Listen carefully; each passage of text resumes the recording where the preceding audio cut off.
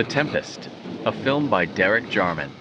Derek Jarman's The Tempest from 1979 takes Shakespeare's enchanted island and gives it a distinctly gay theatrical makeover. Special thanks to viewer Lynn Thomas for the suggestion. Follow the yellow brick road.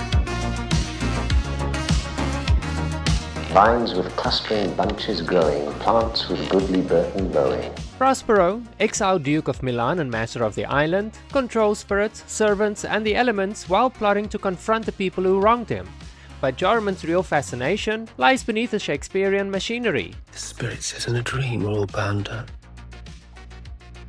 My father's loss. When The Tempest arrived in 1979, critics were hardly unanimous, and some were positively murderous in their reviews. Jarman's refusal to deliver a respectful, straightforward Shakespeare adaptation irritated viewers expecting literary reverence. The film's deliberately artificial sets, camp humor, unconventional performances, and abrupt tonal shifts made it divisive. Time Out later called it Jarman's best film to that point, admiring its crumbling locations, visual imagination, and absurdist comedy, although it considered the climatic stormy weather cabaret a major misstep. Other critics were considerably harsher. When the film opened in Los Angeles in 1981, Los Angeles Times critic Kevin Thomas famously dismissed it and complained that it was pretentious and kind of boring. The backlash wasn't simply about Shakespeare. Jarman was already an openly gay filmmaker working outside mainstream conventions. His version transformed the play's magic and theatricality into something camp, sensual and politically provocative, precisely the qualities that fascinated some viewers and infuriated others. So the question is, after decades of progress in LGBTQ representation in film and TV, does The Tempest still hold up in 2026? Yes, definitely, but probably not for the reasons you might expect. If you judge it by today's standards of naturalistic representation, it can seem gloriously old-fashioned.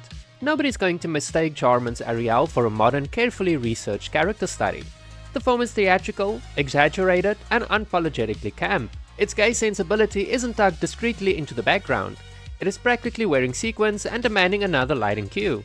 And that is precisely why it remains a valuable piece of cinema decades on. Today, gay characters can occupy every corner of popular culture. That's what we call progress. But The Tempest reminds us of a time when gay filmmaking could not assume such cultural freedom. Jarman responded by taking a canonical English text and bending its imagery towards male beauty, homoerotic tension and theatrical excess, taking some of the very first steps towards progress for better inclusion. In my opinion, every gay man should watch The Tempest at least once because it demonstrates how much can be communicated without a coming out speech or a perfectly written romantic subplot. It is a historical snapshot of gay artistic freedom before mainstream caught up, and a reminder that representation wasn't always about fitting into the room.